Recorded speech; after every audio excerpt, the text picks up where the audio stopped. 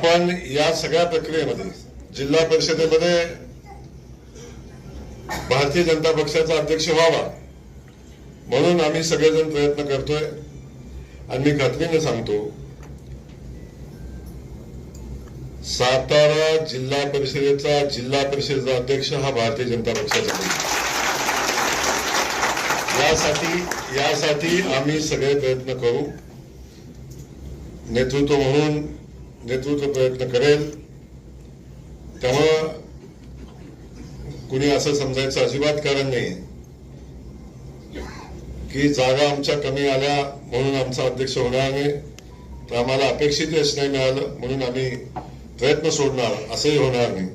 त्यामुळे जिल्हा परिषदेमध्ये भारतीय जनता पक्षाचा अध्यक्ष बसण्यासाठी आम्ही सगळे मिळून सामुदायिक प्रयत्न करू, हे या निमित्तानं आपल्याला मी आश्वस्त करेन।